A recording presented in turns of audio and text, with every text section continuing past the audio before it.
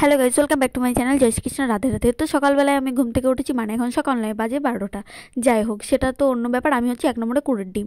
তো এই যে আমি উঠে সকাল সকাল উঠে এখন ব্রাশ করবো, আর মিলিয়ে এই যে মিষ্টি ঘুরে বেড়াচ্ছে আমার সামনে।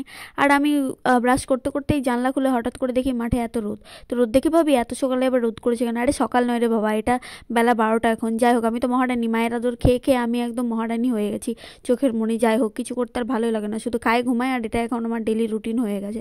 তো যাই হোক, ব্রেকফাস্ট সেরে আমি দুপুরবেলায় স্নান টান করে চলে এসেছি। আর এখানে মা বললো যে আজকে ডাল আলু সেদ্ধ ভাত করেছি, যাও তুমি ওটাই খেয়ে নাও। বাট আমি কী করবো, সেটা ছেড়ে তো আমি খেতে পারবো না। সেই জন্য আমি এখানে ডিমের পোচ বানিয়ে নিলাম। তোমাদের কার কার খেতে ভালো লাগে অবশ্যই জানে, আলু সেদ্ধ, ডাল ভাত, ডিমের পোচ। তো যাই হোক, আমি এখানে জলদি জলদি খেয়ে নিচ্ছি। আর এই যে ডিমের পোচটা এভাবে না থাকলে আর কি হলো, তোমরা জানোই যারা খাও তাদের টেস্ট কীরকম লাগে। তো যাই হোক, খাওয়াটা সেরে নিয়ে আমি আজ ঠিক করলাম যে খাওয়াটা সেরে নেওয়ার পর আমি একটু পার্লার যাবো আজকে আইব্রো প্লাক করতে। সে তো সেই মতো আমি রেডি হয়ে বেরিয়ে পড়লাম। আর রাস্তায় দেখতেই পাচ্ছ একদম ঠান্ডা কুয়াশা চলে এসেছে। তো আমি এখন চলে যাচ্ছি টোটোয় করে আইব্রো প্লাক করতে। থানার মোড়ে আমাদের কান্দির এখানে একটা পার্লার খুলেছে। তো আমি সবসময় জাবেদাবি পার্লার থেকেই গিয়ে আমি আইব্রো প্লাক করে আসি। সাধারণত আমি কাউকে হাত দিতে দিই না, বাট সরস্বতী পুজো সে কারণে করতে হতো, এখন যেতে পারছি না, যে চলে এসেছি। বাস আমার খুব ব্যাড এক্সপিরিয়েন্স ছিল, একদম ভালো করে নি, টেনে টেনে আইব্রোগুলো তুলছিল, প্রচণ্ড ব্যথা হচ্ছিল আমার, ভালোও করে দেয়নি। তো যাই হোক, দুঃখের সঙ্গে একটা চকলেট নিয়ে নিজেই খাচ্ছিলাম।